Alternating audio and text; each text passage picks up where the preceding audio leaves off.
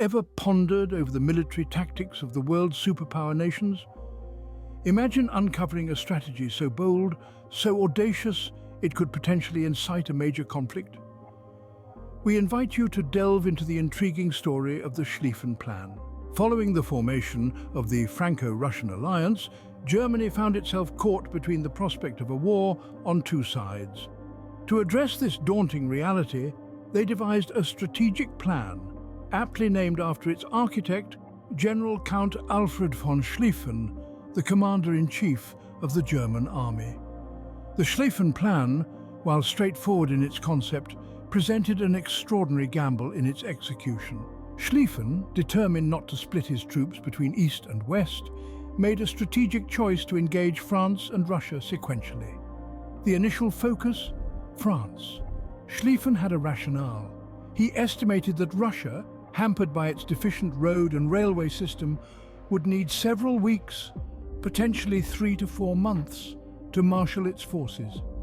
This delay was presumed to provide Germany with adequate time to overpower France, which he presumed would be combat-ready much earlier.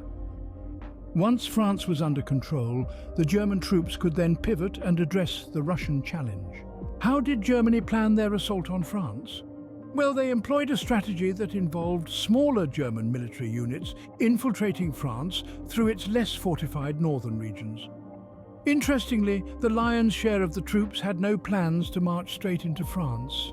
Instead, they sorted through smaller countries like Belgium, Luxembourg, and in the beginning, the Netherlands. These countries weren't exactly powerhouses, and their borders with France could be best described as inadequately defended.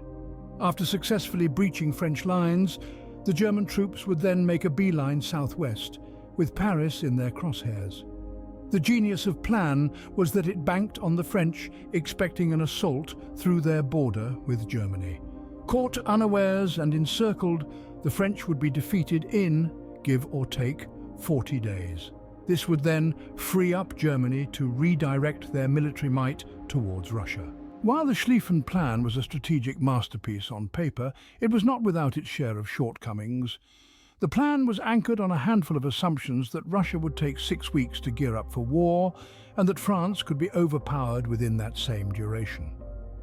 Additionally, it banked on the belief that Britain would turn a blind eye to its treaty, signed in 1839, to safeguard Belgium, and that Belgium itself wouldn't rally to its fullest potential.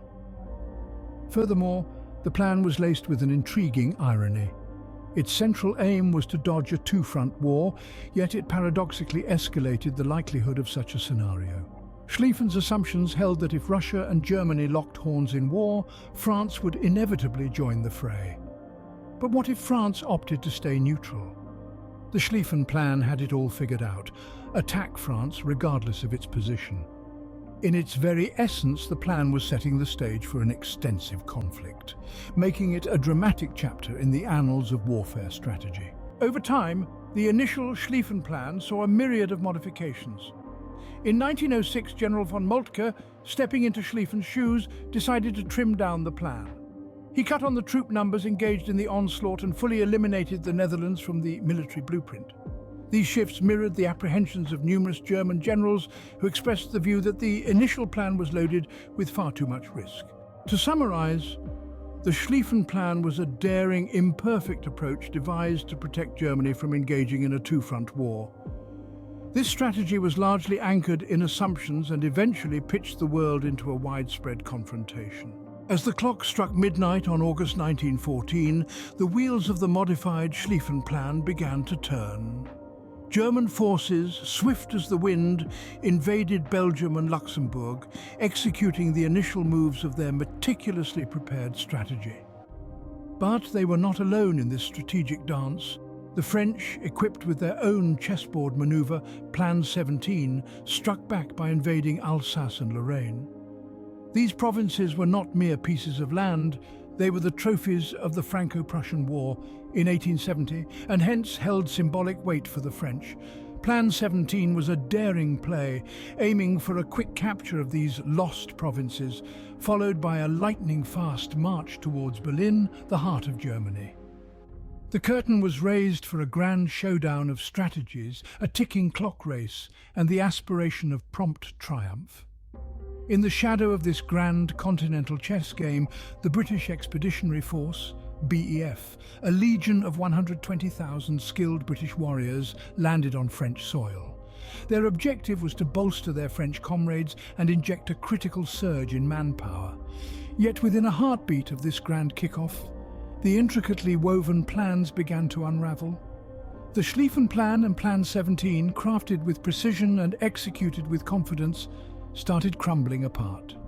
The harsh truth of war made its presence felt, revealing that even the best-laid plans can fail in the face of the unpredictable dance of warfare.